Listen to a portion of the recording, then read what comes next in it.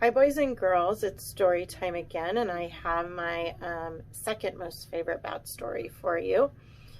It is about a little fruit bat who gets separated from her mother before she could fly, and she goes through many lessons of survival, and she learns about friendship, and those stories has some fun humor in it, and it also has a good lesson just about friendship and about accepting people for who they are, even though she's a bat. It's called Stellaluna, and I hope you enjoy our story. Okay, I'll see you afterwards. Stellaluna by Janelle Cannon. Stellaluna by Janelle Cannon. In a warm and sultry forest far, far away, there once lived a mother fruit bat and her new baby. Oh, how Mother Bat loved her soft, tiny baby. "I'll name you Stellaluna," she crooned. Each night, Mother Bat would carry Stellaluna clutched to her breast as she flew out to search for food. One night, as Mother Bat followed the heavy scent of ripe fruit, an owl spied her. On silent wings, the powerful bird swooped down upon the bats. Dodging and shrieking, Mother Bat tried to escape, but the owl struck again and again, knocking Stellaluna into the air. Her baby wings were as limp and useless as wet paper. Down, down she went, faster and faster into the forest below. The dark, leafy tangle of branches caught Stellaluna as she fell. One twig was small enough for Stellaluna's tiny feet.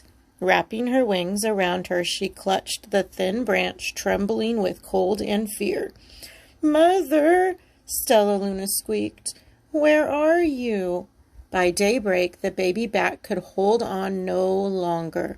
Down, down again she dropped. Flump! Stellaluna landed headfirst in a soft, downy nest, startling the 3 baby birds who lived there.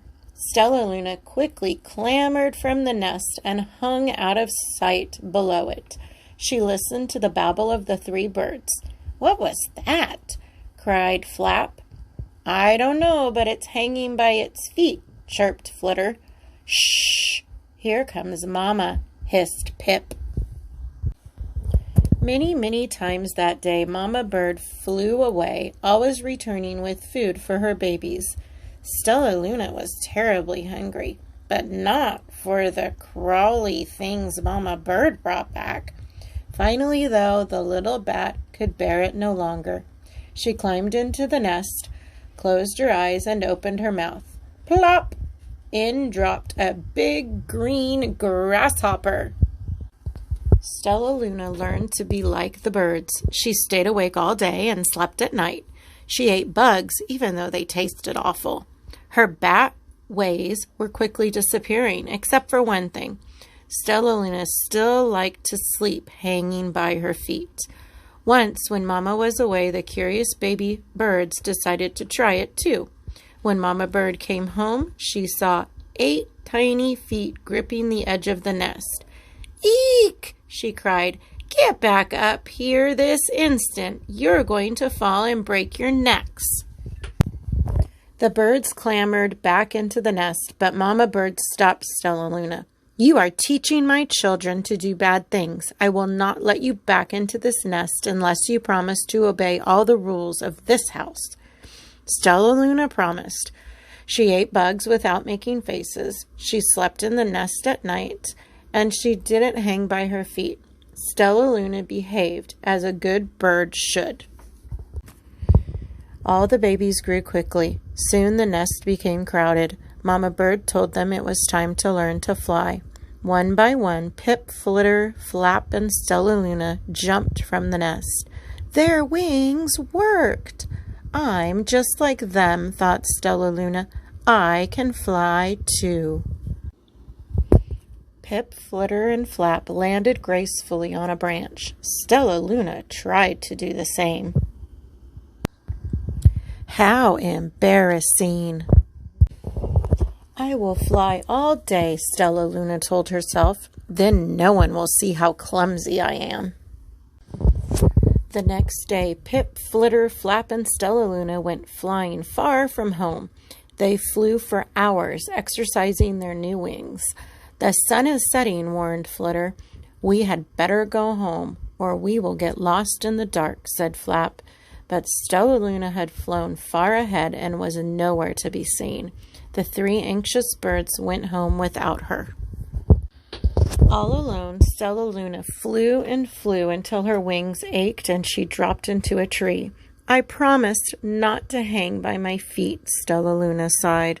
So she hung by her thumbs and soon fell asleep. She didn't hear the soft sounds of wings coming near. Hey, a loud voice said. Why are you hanging upside down? Stellaluna's eyes opened wide. She saw a most peculiar face. I'm not upside down, you are, Stellaluna said. Ah, but you're a bat. Bats hang by their feet.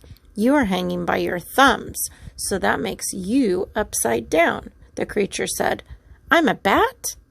I am hanging by my feet. That makes me right side up. Stellaluna was confused. Mama Bird told me I was upside down.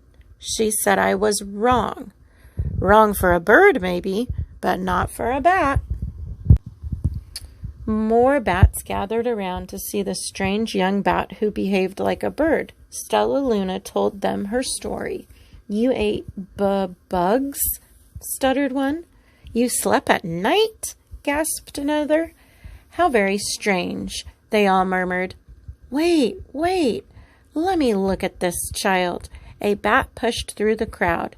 An owl attacked you, she asked, sniffling Stellaluna's fur. She whispered, You are Stellaluna.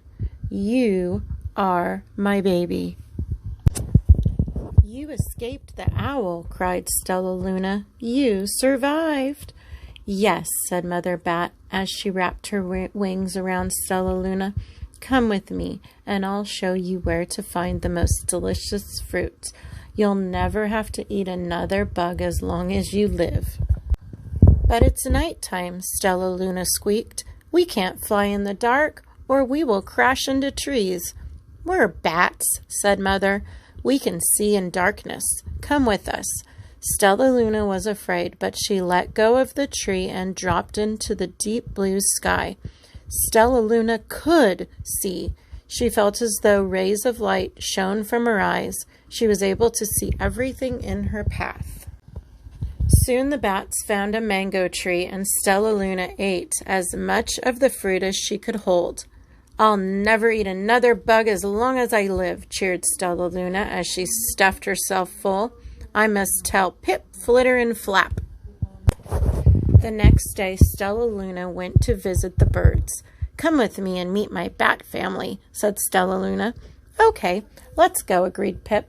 They hang by their feet and they fly at night and they eat the best food in the world, Stellaluna explained to the birds on the way. As the birds flew among the bats, Flap said, I feel upside down here. So the birds hung by their feet.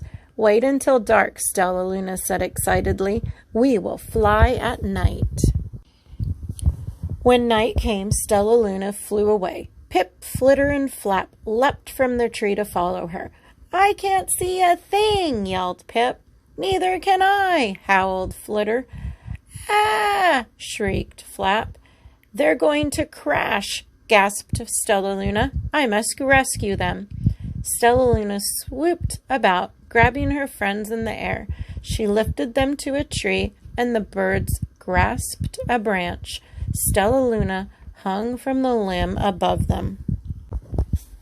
We're safe, said Stellaluna. Then she sighed. I wish you could see in the dark, too. We wish you could land on your feet, Flitter replied.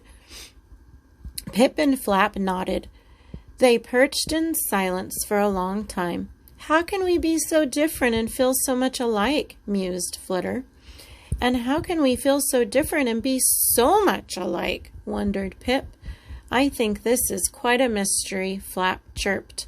I agree, said Stellaluna, but we're friends, and that's a fact. Boys and girls, I hope you enjoyed the story Stellaluna.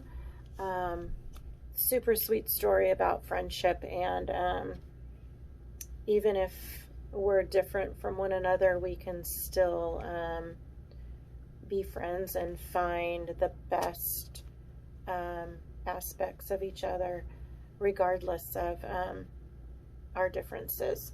So anyway, it was fun to read to you, and I will see you next time for my last favorite bat book, which I'm not even going to tell you the title, but it's super fun.